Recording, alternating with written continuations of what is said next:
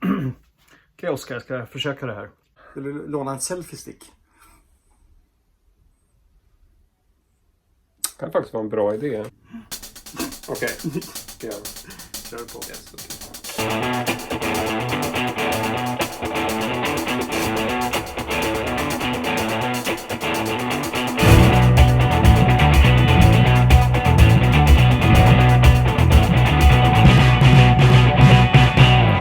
Hey everyone, this is Disc Junkie, and today I thought we would talk about something other than my collection and to visit my friend Fred, or Schmollywood Babylon, who you might have seen in some of my other videos. Now we're standing here in front of your film collection, primarily collecting DVDs and Blu-rays and stuff like that. Not so much VHS, from what I understand. No, I was a VHS collector once upon a time, and I had a lot of those, but I've sold off most of them, basically. I still have a little bit in the basement, but they're quite impossible to reach by now. So it's sort of like, did you start from collecting VHS, or do you have any sort of idea, like, where did it come from, or how do you feel like when you started collecting films? Was this a specific point in time that you remember? When I visited my father, we always went to his local video store to rent movies, and I always was drawn to the more trashy covers. Okay. I was like 8, 9, 10 years old or something like that, and I forced him to rent those movies instead of the more respected movies. So he sort of started with an interesting covers primarily? Yeah, so that's sort of like the seed of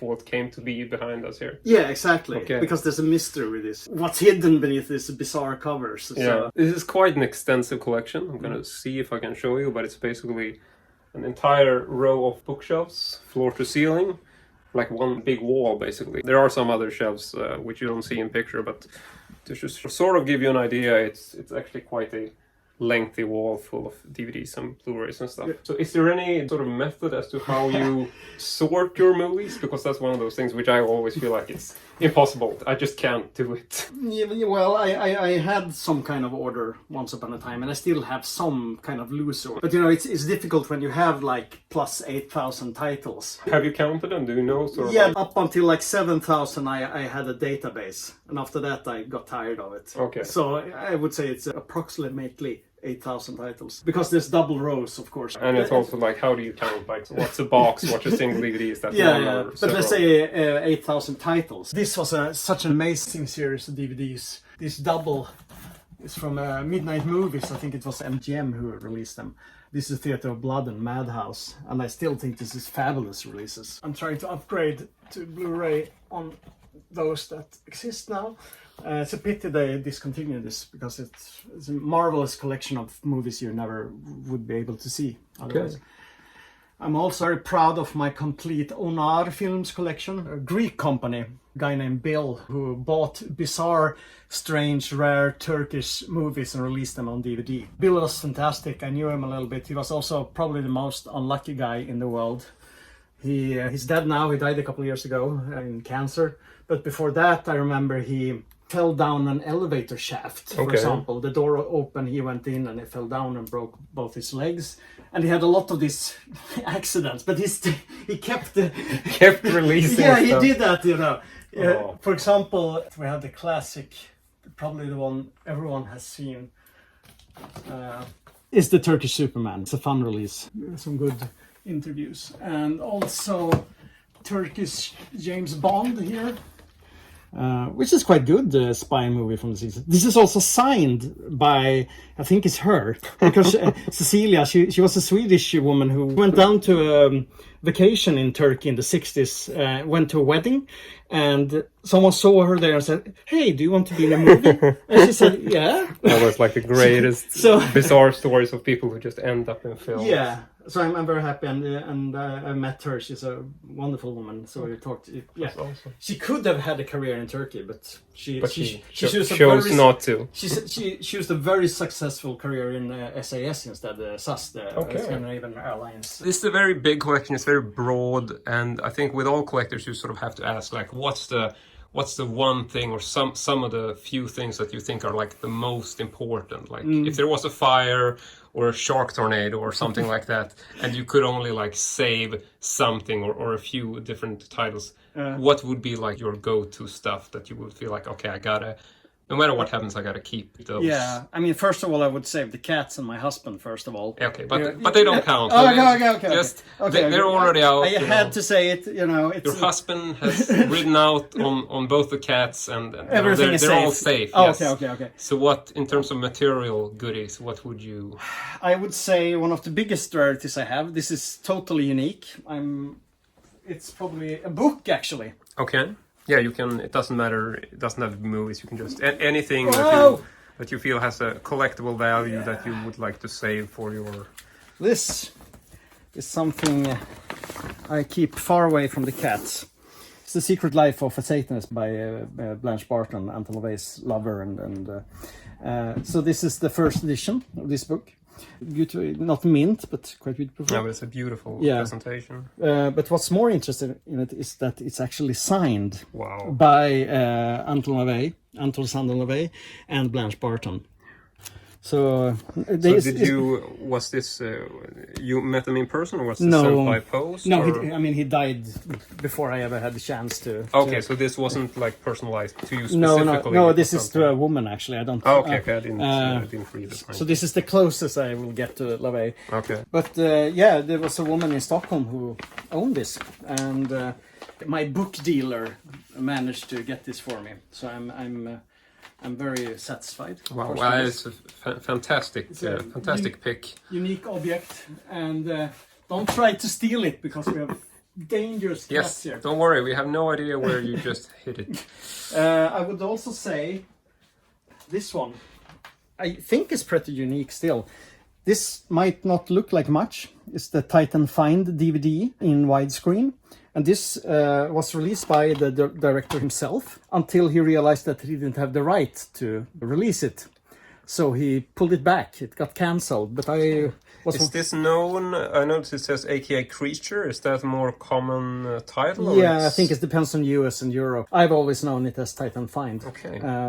It's like an Alien ripoff from the 80s. It's nothing special at all. It's cozy. Yeah, but always, like I also find that some of these titles which are just might not be like it's just a keep case, doesn't have any sort of collectability in itself, but just because it got deleted or recalled or has a sort of hard to find quality that can be just that thing can be so important, I think, as a collector. Yeah, absolutely. And I mean, I like the movie, but I don't know how many copies are out of this. I heard some rumors that he had more copies that he gave away during a screening of the movie, but I don't know. Maybe someone else knows. This is something I will never get rid of. That's for sure. Yeah, because I feel that's also part of it. Like, I would also think that I would pick stuff, even if it's not like it's super valuable. I would also go for trying to pick the stuff that I know that I can't replace. The things that I know are one of a kind that just won't be available to me. I mean, even if this comes out in a Blu-ray, I won't. This is. This is just because it's so hard to find that particular version. Put it back here. Okay. Is there anything else you want to lift forward as a sort of when I was a kid, there was an artist called Hans Arnold. He was a illustrator, basically. Yeah. He did covers to pocketbooks, and he did an ABBA poster, which is quite famous, and he did a lot of illustration. Yeah, and I think he did a lot of like VHS covers and stuff also, as well, or they were used in that way at least. I don't know if that's the original purpose. Yeah, I've seen like there's one Eastern European spy movie I've seen with his cover too.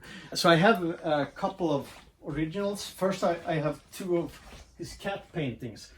This is it's from some astrology thing, and this beautiful one up there. I'm very, very happy to own. Yeah, it's wonderful. It's such a very sort of feels like very much a sort of storybook painting or sort of something for children. Is this the one with the UFO? Is that also? No, it's Jan Lööf. Else? It's not original though, but it's signed by Jan Lööf at least. And I have two more of Hans Arnold up here. This is from a tarot deck that he and Yolanda, a Swedish witch, did. So this is the original, which I'm very, very happy to own. Because absolutely beautiful. Yeah, and it feels cool to also, see this on the tarot and know that I own the original. Yeah, that you own the illustrator. original. Wow. So, but then there's so much, I love movies. Yeah. I don't really have a sense of quality. People think I love all movies. I don't, but I tend to see something good in most movies. Yeah, I know that's one of the things we talk about, that you, much like myself, I feel that you even if it's a bad movie, like generally you would say, well, it wasn't the best, but this was very good. Yeah, like there's certain scenes that you feel that, well, that was really cool, so you don't really write the movie off as being bad, because you know there's something good in there. It's if it's entertaining, it's fine for me. You get something out of it. I have, you see, this is like my shrine. Here's like all the figures and all the sort of little things which might not always be sort of movie relatable, just things that you... There's some kind of pop culture shrine, but there's some occult stuff here. You have, this is a very powerful Thai amulet that protects against bullet wounds and stabbing. Oh, that's very good. It's a long story behind it, but I heard some really cruel stories about people testing these also on other people. I guess it didn't work. That's not very good. This can be interesting. I have some original movie props. I don't know if that's interesting. Oh, yeah, absolutely. Anything you want to share is... Well, I have, for example, this ring was worn by Michael Fassbender in Centurion. Oh, fantastic. Neil Marshall's Centurion. For some reason, it's not my favorite Neil Marshall movie, but is it like something you see on screen? Have you been able to sort of identify it based on... He wears it, but it's no close-ups on it or something like that. But it's Michael's ring, at least. It's not like a superimpose where he's punching someone or something. No, but then we have stuff from at least 4 of my movies. I have something from X-Files somewhere here, also a mask, but this is from Doom. The live action. This is a communication device. This is used by Richard Brake, or Brake, I don't know how to pronounce his name. He's killed in a toilet, and you can see this pretty close up. But they added some kind of digital effect here. But there is also, if I can reach it, you can turn it on, so this lamp is blinking. It actually has some electronics to it. Yeah, so this is, I think it's cool. Yeah, it's very cool. It's a fun little gadget. And I gotta say, in terms you were talking about like this whole shrine portion, I gotta say that when I came in here the first time, I actually felt quite inspired by this, because over the years, everything that sort of has with figures and toys and stuff, I had sort of put away in boxes, because I just felt that I didn't have room, and I felt, it just looks, it doesn't... Looks messy. Yes, it looks messy, so I sort of took that part away, and then when I saw this, I felt like really sort of rekindling that love for just little trinkets and stuff, and so I actually started putting stuff back into the collection that I have sort of sorted away for years. I felt inspired by this. I'm happy to hear. Yeah, I mean, it's... the thing is, I like when it looks messy. I want to look at this, and I see stuff everywhere, and I'm always adding new stuff to it. This, for example, this is from Jason X, also a communications device they have in the ear. You have a thing for communication device. Yeah, for some reason. And I'm bragging here now, but... Of course. That's why we're here. Yeah. This is not on screen. I haven't found it in the movies, but this is used in... I suspect Conan the Destroyer, not the first one though. I think this is more in style with Conan the Destroyer than Conan. It's a very nice, some kind of plastic, probably used by some extra. Oh, it's actually plastic. I thought it was. I actually thought it was metal, because it looks pretty good. So where did you? I'm just curious about that one specifically. Was that like a eBay find, or how did you stumble upon that? No, I don't dare to buy those things through eBay. This is from Prop Store. This is an American and English company who only deals with movie props, and they're very serious. The only thing I haven't bought from them is, I forgot, it's probably a bit dusty up here. This is another favorite of mine. This is this is so dusty. This is from David Cronenberg's Existence. Okay, which I haven't seen. So it's I don't, a great no, movie. just... This is visible in... They're visiting a game store inside the game, and you see this on the shelf. Okay, so is that like an original one-off prop? Which I think... It's not a mass-produced... No, they just took some toy and glued something to it here. Cybersys. Yeah, very sort of... So this you want to see another thing from a movie? Yeah, sure. Come, join me. We're We have wild cats here on the floor. No, so- that's fine. You don't have to worry about this, viewers. Cats can't reach you. Here you have some more movies, as you can see. Okay. And books and more movies here. But up here, it's a miniature, if you can call it. Oh, this is one of my favorites. From Johnny Mnemonic. So this belongs to the what do you say in English? The rebellions. Yeah, I don't know. Yeah, but I know it's the classic scene where he sort of goes to meet the rebels or such. Yeah. And this is one of those containers in that scene. And it's actually quite well made. Now it's starting to fall apart here, but I was so surprised when I bought it because I didn't expect it to be so big. I thought it would be like. Yeah, I mean, it's definitely. I mean, obviously, a container is quite a large item in reality, so I would imagine that they have to create such a big prop for it. But that's fantastic. Yeah. But then again, I figure this is like a typical thing which I would also, if I had the chance to buy it, would be like, oh, that's so cool. Yeah. But then when you get it home, it's like, how do you display something like this? Yeah, I know. So it's up there, poor thing. Yeah. But it's fun, and I love John Mnemonic. I think it's a great movie. It's a fantastic film. So, and here I have also my book collection, which is a total mess because I don't have space for them. Here I have, it's mostly French books, odd literature, ancient technologies, conspiracies, the occult. There's a lot of stuff like that here. Some really crazy stuff. Yeah, because I know you are very big on books as well. Very sort of odd titles and strange I have something writings. that could interest you here. It's Heather Donahue from Blair Witch. You mentioned this, yeah. She released a book, and also I met her in person, so she signed it for me. Oh, that's lovely. This is a story when she was working illegally as a cannabis farmer. It's quite a fun book. Has she had, is this like the only thing she released in terms of books, or has she had sort of a... I think this is the only thing she released, as published at least. She's not into acting anymore. Okay, well that's fantastic. So it's fantastically curious. So yeah, we've been through a lot of the DVDs, and you've talked about some of the stuff that you're like the most proud of, I suppose we could say. Yeah. So, sort of closing this up, is there anything in your collection that you would feel you're ashamed of, or something that's like I can't believe I own this, so to speak? Well, I mean, I must admit that I own this fancy Da Vinci Code box. Yeah. Me too. But I watched it recently again, and I wasn't impressed at all. I haven't seen it for many years. It's quite cozy. Yeah.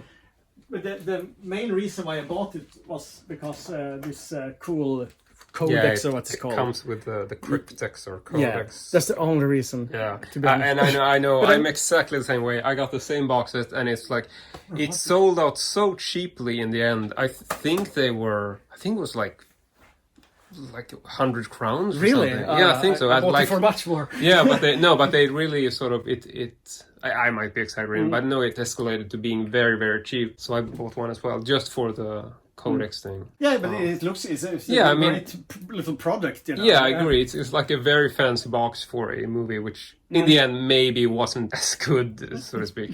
And connected to that, here's a DVD that's really rare nowadays. Bloodline. Oh, right. It's actually a documentary that deals with basically the same subject as Da Vinci Code. But the thing with this is that the guy, Bruce Burgess, who did it, he made the documentary very seriously. He interviewed people, and he came with some fantastic relations. There's a guy there who really, shows him, here is where Jesus and Magdalena is buried and everything. Because this is sort of deals with the whole myth or the theory that Jesus and Mary had the children. Yeah, they didn't die, and they... Yeah, he wasn't resurrected, didn't die, and that they actually lived lives longer than you moved to France. Yeah, moved to France, had a condo, got a dog, and all that. But the thing is that Ben Hammett, who they interview, who's a big deal in this documentary, the year after it came out that everything was a hoax. Yeah. He just made everything up, and it's a very ambitious hoax, but they didn't know it when they did it. Exactly. So it is a documentary which ends up being untrue because but it's made like it's because they believed it was completely true. Yeah, so I mean it's not a mockumentary, but it's sort of ends up being because it ends up being not true. Yeah, so to speak. Yeah, something like that. Or so we've been told. Yes, I mean, it could be a conspiracy. It could be true. He could be forced to claim it's fake or something like that. Yeah, but I'm not sure. I'm really ashamed of it because I'm not ashamed. But no, you know, but it's not my. It's not your proudest moment as a collector. No, absolutely. Let's just put it at that. Wow. Yeah, but yes, I was sorting. I just a little bit. I have like sci-fi here. I'm trying to have sci-fi here. I try to have modern horror here. Yeah. Old school horror here. Mess. Total mess here. Total mess here. Total mess here. That seems to be a common trait for how you sort stuff. Yeah. Sci-fi. Action. Yeah. And I also Asian noticed movies. that you sort of sort into like you have all Blu-rays and then you have like over there you sort of separate Blu-rays and DVDs. Yeah. I noticed. Yeah, it's I don't like because they're different size, different heights. Modern horror, art house. Here I'm actually quite proud of, but I don't watch them so much. It's a huge Asian collection, which I would say that these up here are the most valuable. Nowadays quite rare Thai releases of Sompote Sand's fantasy and monster movies he made in the 70s and 80s. I went to see him once actually and saw his studio and saw some of this stuff, which is so many bizarre, quite fun movies released. So I'm happy to own them. Yeah. I bought them when they were very cheap, and then I think they're quite hard. I noticed they have like the same spine colors. Is that like a complete collection of what they released? Kinda. Some of them were released on VCDs. I have some VCDs. I have a lot more VCDs than this. I have down in the basement. I have huge piles of VCDs. So I would say that I have more or less a complete collection of those. Yeah. Okay. Yeah. So. You know, yeah, but most is actually a mess right now. Okay, yeah. But I feel that it's very much sort of like how I have it as well. It feels like if someone else walked into my collection and tried to find something, it would be impossible. Yeah. But you know, I know where I got my stuff. Like that's the way it works. So yeah, I suppose that is sort of it. You've given us quite a bit of a tour, and I don't know. I just think it's amazing, and I wanted to do. Like maybe turning this into some sort of series where I visit some of my friends who are also collectors and just sort of see how other people display stuff, what's sort of like their focus, because I think that, you know, from one collector to another, whenever I walk into someone's home and I see movies, it's like, oh, you know, so you just want to grab stuff and sort of pull them out and sort of look at them. Well, I mean, I feel almost ashamed to show this mess compared to what you have at home. But I mean, because you have some kind of order. Yeah, but I mean, I think that for me, I just, you know, I think you get sort of blinded in terms of your own collection. Like, I feel that I have it so very messy, and then I come and I look at something like this. But I think that's also because we have such different sorting styles. Like here, it's very much like you have rows upon rows of DVDs and stuff that's, you know, just spines out. Whereas I feel like I have such a hard time doing that. Like I do that for one row, and like I gotta display something, and I put something like a weird figure or something. Whereas here, it's much more coherent in terms of how it looks, and then you have sort of a shrine in the middle, whereas I have a shrine all over the place. You have a huge so shrine. I mean, it's my entire room is like a shrine. Yes. But this has been really cool. I want to say thank you for letting us shoot here. Just a quick look. Yeah. And thank you. So I hope you viewers enjoyed it, and hopefully we'll make a sort of recurring event of this where we visit other people's in my circuit of friends. I'm looking forward to it. Yeah. So thank you very much for watching, and as usual, hope to see you all next time.